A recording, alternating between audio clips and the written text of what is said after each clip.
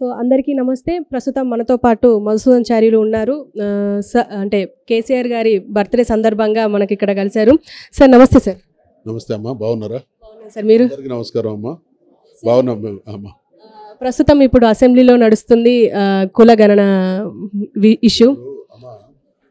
చాలా మేము నిన్న సభ సాక్షిగా చేసినటువంటి తీర్మానాన్ని స్వాగతించను. అయితే ఈ దేశంలో కానీ ఈ రాష్ట్రంలో కానీ చాలా సందర్భాల్లో జరుగుతున్నటువంటి విషయం ఏంటంటే చిత్తశుద్ధి లేక ప్రజల్ని మభ్యపెట్టడం కోసం కూడా చేసేటువంటి పనులు కొన్ని ఉంటాయి. అటువంటిదే ఇది కూడా. ముఖ్యమంత్రి గారికి మేము విజ్ఞప్తి చేస్తూ ఉన్నాం, దయచేసి ఈ కుల జనగణన విషయంలో చట్టబద్ధత తీసుకురండి. ఒక టైం బౌండ్ ప్రోగ్రాం మీరు నెలలో చేస్తారా 2 నెలల్లో చేస్తారా అనేటువంటిది దానికి ఒక టైం బౌండ్ పెట్టండి. మూడవది, రాబోయే స్థానిక సంస్థల ఎన్నికలలో ఈ రిజర్వేషన్లు అంటే ఈ కుల గణన తేలిన తర్వాత వచ్చేటువంటి దామాషా ప్రకారంగా రిజర్వేషన్లతో నడిపించండి. అంతే తప్ప ఇప్పుడు మేము తీర్మానం చేసినాం అని చేతులు దులుపుకుంటే కాదు. కారణం ఏంటంటే దేశంలో ఈ అణగారిన కులాలకు చాలా చేదు అనుభవాలు ఉన్నాయి. 1931లో బ్రిటిష్ ప్రభుత్వం ఉన్నప్పుడు మాత్రమే దేశంలో కుల జనగణన జరిగింది.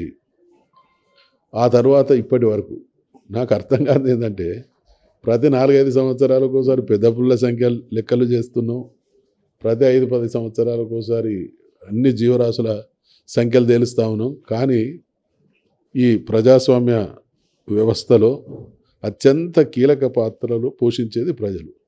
వాళ్ళ లెక్క స్పష్టంగా లేకపోవడం అనేది చాలా చాలా దుర్మార్గం. ఇది అంటే 75-76 సంవత్సరాల్లో దేశ ప్రజలందరూ ముక్త కంఠంతో మా కుల జనగణన చేయండి అనేటువంటి ఒత్తిడి తీసుకొస్తే చేసేటువంటి పరిస్థితి పాలక వర్గాల బాధ్యతారాహిత్యానికి నిదర్శనం.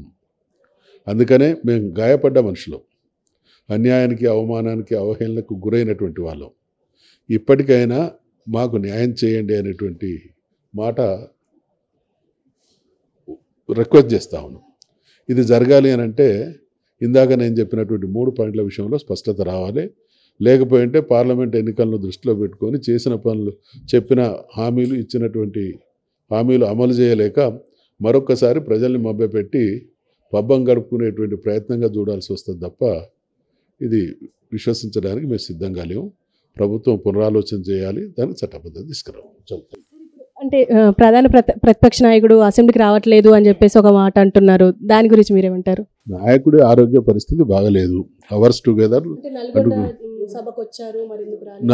ఇప్పుడు నల్గొండ సభలో ఒక 1/2 అవర్ ప్రోగ్రామ్, కానీ సభకు వచ్చి మళ్ళీ 1/2 అవర్లో పోయేట్టు ఉంటుందమ్మా. అందుకని దేని దానికి ఇప్పుడు ఖచ్చితంగా మీకు తెలుసు కేసీఆర్ గారు సభకు ఎందుకు రారమ్మా? ఈ సభ సృష్టికర్తే కేసీఆర్, ఈ సభ సృష్టికర్తే కేసీఆర్. నేను ఇందాక వేరే ఛానల్ కూడా చెప్పిన 294 మంది శాసనసభ్యులు ఉన్నటువంటి శాసనసభలో ఒక్కడుగా తెలంగాణ సమాజం తెలంగాణ అనకూడదన్న రోజుల్లో ధైర్యం చేసి పార్టీని స్థాపించి తెలంగాణ వ్యతిరేకులకు తెలంగాణకు జరుగుతున్నటువంటి అన్యాయం విషయంలో వాళ్ళకు కూడా అర్థమయ్యేటట్టు చెప్పి ఆ పార్టీలతో కూడా జై తెలంగాణ అనిపించి తెలంగాణ తెచ్చినటువంటి నాయకుడు మా నాయకుడు అంటే ఆషామాషి కాదు. వాళ్ళకు ఉన్నది ఎంత? 64 మంది. టోటల్ సభ్యులు ఎందరు?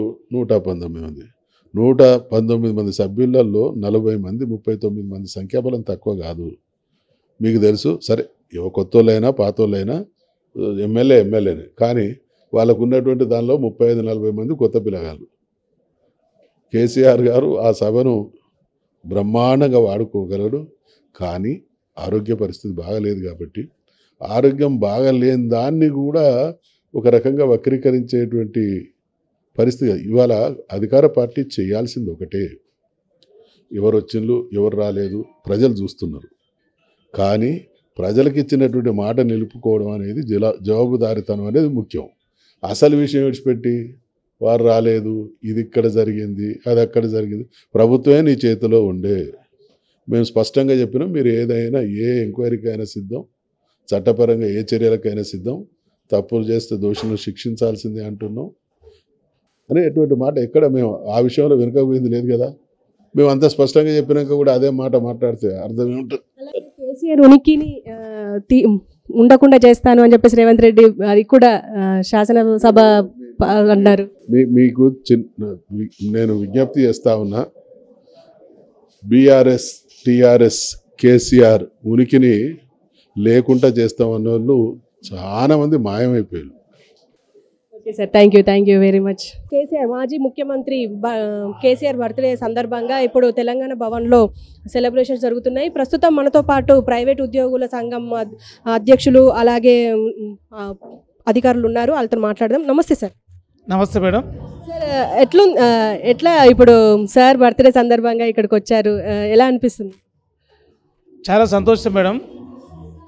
గౌరవ తొలి తెలంగాణ ముఖ్యమంత్రి వర్యులు మరియు రాష్ట్ర సాధకులు, నిరంతర శ్రామికుడు మరియు అందరి ఆప్తుడు కేసీఆర్ గారు వారి యొక్క జన్మదినం ఈరోజు 70వ జన్మదినం సందర్భంగా తెలంగాణ భవన్లో అద్భుతంగా కార్యక్రమాలు చేయడం జరిగింది.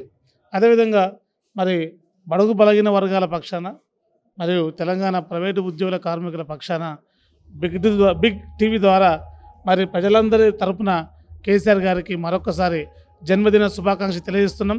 వారు ఇలాగనే ఆరోగ్యంగా ఉండాలని, మరి రేపటి తరానికి ఆదర్శంగా ఉంటూనే మళ్ళీ ఏదైతే నిర్మాణంలో కూడా మరొకసారి వారు ఆరోగ్యాలతో ముందుండి అందరిని నడిపించే విధంగా ఉండాలని, మరి వారి యొక్క చరిత్ర, కేసీఆర్ గారి యొక్క మూలాలు, వారు చేసినటువంటి సేవ, వారు చేసినటువంటి కష్టం మరి ఈ రాష్ట్రమే కాదు దేశంలో అగ్రగామిగా తెలిసినటువంటి పరిస్థితి. కానీ కొన్ని అనివార్య కారణాల వల్ల గెలుపు ఓటములు అనేది సహజం, అది కానీ గుర్తింపులు అనేది, స్నేహాలు అనేది చెరిపేయలేంది, వారి పోరాటాన్ని చెరిపేయలేంది, వారి త్యాగాన్ని తుర్చలేంది.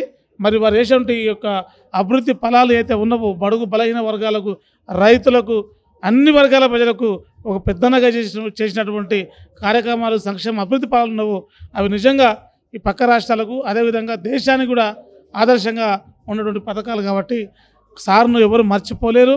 సారు ప్రతిపక్షం ఉన్న సారు ఎప్పటికీ పులే, పేదవాడి ఇంటిలో పెద్దననే, పేదవాడి కంచంలో పెరుగననే కేసీఆర్ గారు. కాబట్టి వారి యొక్క అడుగుజాడల్లో నిరంతరం నడుస్తూనే మరొకసారి ప్రజల యొక్క సంక్షేమం కోసం ప్రజలు ఏదైతే ఇబ్బంది పడుతున్నటువంటి సమస్యలు ఉన్నావో కేసీఆర్ గారి యొక్క పిలుపు మేరకు ప్రైవేటు ఉద్యోగులే కాదు, కార్మికులు, ఎస్సీ ఎస్టీ బీసీ మైనార్టీ అన్ని వర్గాల ప్రజలు వారు ఇచ్చిన స్ఫూర్తితోన, చైతన్య విధానంతోనే ఉంటూ రేపు రాబోయే రోజున మరి ప్రభుత్వం ఏదైతే పేదలకు సంక్షేమ ఫలాలు ఇవ్వకుండా కాలయాపన చేస్తుందో వాటి మీద ప్రజాస్వామ్య పద్ధతిలో ఖచ్చితంగా పోరాటం చేసి ప్రజల పక్షాన ఉంటామని ఈ సందర్భంగా తెలియజేస్తున్నాం. జై తెలంగాణ, జై కేసీఆర్. సార్, ఇప్పుడు ఈ సందర్భంలో అడగరో నాకు తెలీదు, కానీ అడుగుతున్నాను. అంటే అసెంబ్లీకి కేసీఆర్ సార్ రావట్లేదు అని చెప్పేసి కాంగ్రెస్ వాళ్ళు విమర్శిస్తున్నారు, దీన్ని మీరేమంటారు? కేసీఆర్ గారు వ్యూహ రచయిత, కేసీఆర్ గారు ఆలోచనపాడు, కేసీఆర్ గారు అన్ని అంశాల మీద పటిష్టంగా అనుభవస్తుడు. మరి వారు వచ్చే సమయం ఖచ్చితంగా ఉంటుంది. మరి మొన్ననే ప్రమాణ స్వీకారం జరిగింది. ఈరోజు రాష్ట్రమే కాదు దేశం మొత్తం తెలుసు వారికి కాలుకు దెబ్బ తాకింది, అదొక అంశం.